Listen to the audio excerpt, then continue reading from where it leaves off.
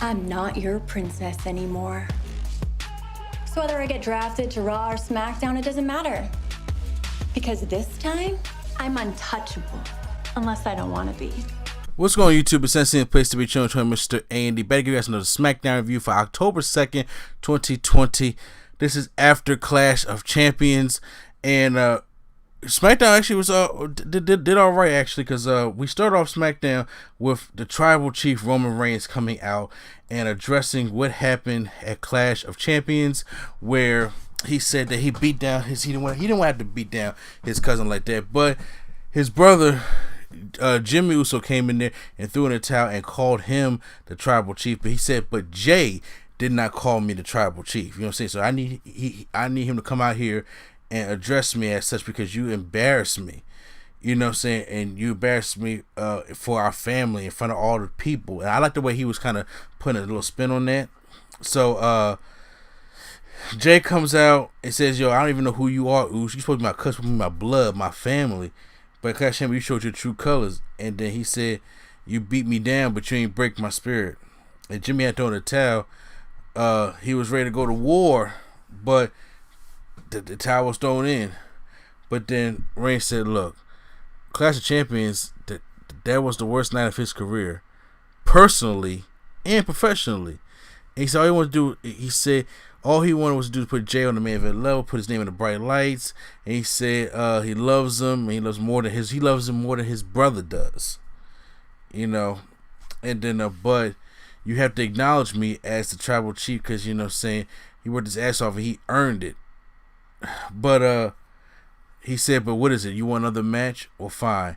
If you want another match, he says, because you keep looking at the title, not looking at me, I'll give you another shot. If he wants it, it'll be at Hell in a Cell, in Hell in a Cell. He said, if you want this, it will be consequences for doing this again. So, Jimmy gonna get a rematch with Roman Reigns at Hell in a Cell. I don't know how good that match gonna be. I mean, first of all, well, it's gonna be a good match, because the one at Clash was a decent match also. But it's just like, I know Jimmy ain't gonna win it, and Jimmy gets the first Hell in a Cell singles match. I mean, he was in the Hell in a Cell match before. It was one of the best tag team Hell in a Cell matches we ever had. AJ Styles comes out and says, does it really matter who says at the end of the table? Because he says, you know, Jay, you need somebody better equipped to go after somebody, the Universal Champion, somebody like myself. But Jay Uso doesn't take that and starts beating down AJ Styles, which leads to an impromptu matchup. So we have AJ Styles taking on Jay Uso in a nice opener matchup for SmackDown. AJ about to go for the phenomenal forearm, where Jimmy Uso super kicks the ropes and has AJ caught up on the ropes. And then he goes and gives him the Uso splash and pins him.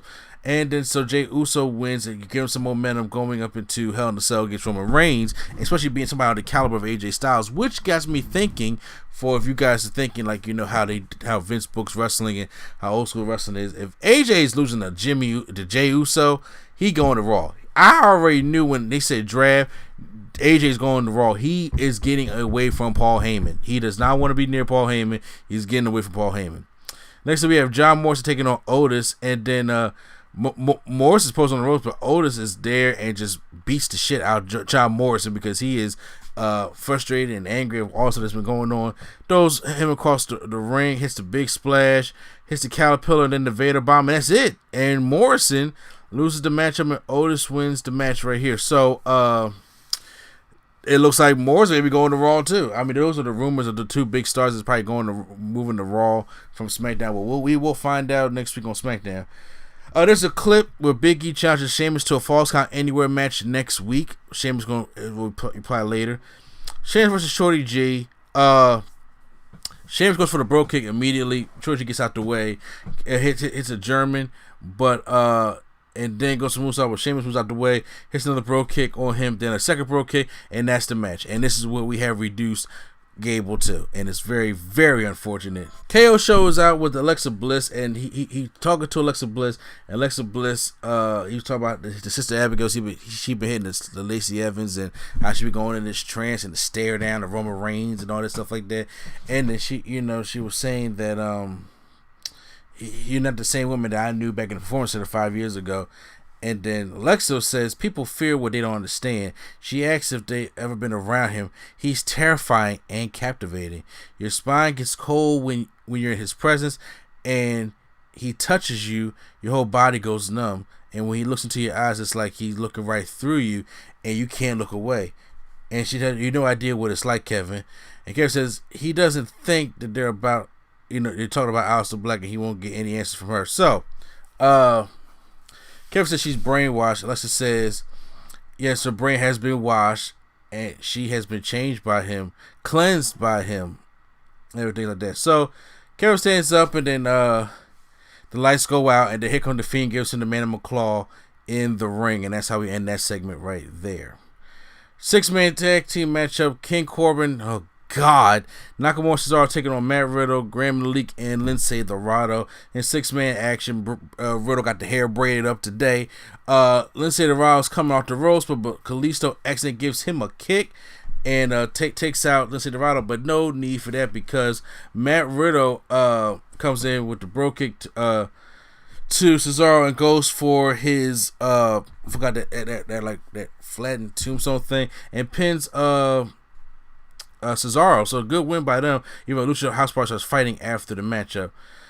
Then we get a clip of Sasha versus Sasha and Bayley, and Sasha's going to be up next, which this would have been a great storyline, but they just rushed it too soon because they're if people don't think ratings don't count, look at storylines like this. Sasha shouldn't even be back on TV yet. We are this close to the end of the year.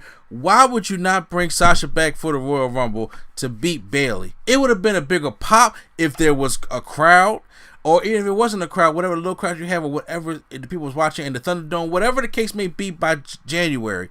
If you had kept Sasha off TV with a damn neck injury in the steel chair, people have been off TV for longer for less. And it would have just put more to the feud. But then Sasha comes back and attacks Bayley at Clash of Champions, which I forgot to really get into in our Clash of Champions review. But now, she says, before Sasha comes out, we get the whole thing of Carmella. We find out who the mysterious woman is. I knew it was Carmella from Jump Street, so now we get Carmella drafted the Raw SmackDown. This is going to be, she's going to be untouchable. She doesn't, unless she doesn't want to be. So, okay, Sasha breaks us out with a neck brace and tells Bayley that she's not medically cleared. That's not going to stop her from beating her down in Clash of Champions. And maybe all of you should taught Bayley how to have a backbone. Okay, so she calls her a coward, and then she says you've been the longest champion in history, but she says she knows she isn't there tonight because she's afraid of Sasha Banks. But next week she said she wants to challenge Bayley for the women's championship. Why would y'all force this so soon? The women's championship, and both know, and they both know when it comes down to her versus Bayley, there is no one else to save her. And Bayley's standing a chest. She took the neck brace off through to the match. See you next week, bitch. I'm pissed. They are rushing this, and I'm like, this should have been the match of WrestleMania. This could have been the Hell in the Cell for WrestleMania. Because what either going to happen is, if you're going to do that match next week during the draft, just to boost ratings for the draft, by the way, it's either going to be a non-decisive finish, or they're going to keep burning this shit to the ground, and then they're going to probably say, well, Bayley and Sasha Banks' rivalry for all the years should be inside Hell in a Cell. But it should be inside Hell in a Cell on a platform as WrestleMania. That's what it should be. A platform as WrestleMania. Okay? And then I don't understand why they gotta rush this thing so fucking fast, because it makes no sense whatsoever. You could have kept Sasha out, and then Bayley could have been defending the championship without a care in the world, and then come to Royal Rumble, Sasha comes back, wins the Women's Royal Rumble. It gives a surprise. She get that Naomi pop. She goes back, and of course I'm challenging Bayley for the championship at WrestleMania. And then, they just have a, you can fill in the story at WrestleMania, Hell in a Cell match. That could main event your show. It got the history, it got the athletes, it got the prestige, it got everything. But no, they want to do this shit to boost ratings for the draft. Maybe if you just write a better show, people will watch. Main event time, which was pretty good. Sami Zayn takes on Jeff Hardy, and then this is Sami Zayn had the ear and the ladder on Jeff Hardy's ear last time at Clash of Champions, and we won the belt handcuffed. Well, now they have a pretty good matchup here between Jeff Hardy and Sami Zayn. At one point, Sami Zayn takes off the turnbuckle post, but he throws it away. But then we forget all about that. Jeff Hardy's about to go for Whisper in the Wind late in the matchup, and then Sami Zayn pulls him off, and his head hits the top of the exposed turnbuckle, and then Sami Zayn picks up a win like that. So it was good storytelling throughout the whole thing, and it was a very good main event. And like I said, I'm glad to see Sami Zayn is back in the Intercontinental Championship, which, by the way, I did not mention that he threw away Jeff Hardy's Intercontinental Championship in the trash. Also, Sheamus does accept Big E's challenge for the Falls Count Anywhere matchup next week. So that was SmackDown this past week. I am really upset at how the Bayley and Sasha things is going, how it's being rushed so soon. But other than that, I give SmackDown a pass because I enjoyed the Roman and Jey Uso thing. I'm enjoying this more than I thought I was. Sami Zayn coming back and showing why he was missed. You know, so I enjoy. So SmackDown gets a slight pass for me. But how do you guys feel? Post that comments down below how you guys feel about SmackDown. Hit the like button if you guys enjoyed my review of it. Hit the subscribe button for more WWE content right here on NC Studios. So once again, this is NC Place to Be. Chillin' Mr. A&D, and the Nerd Coalition is out.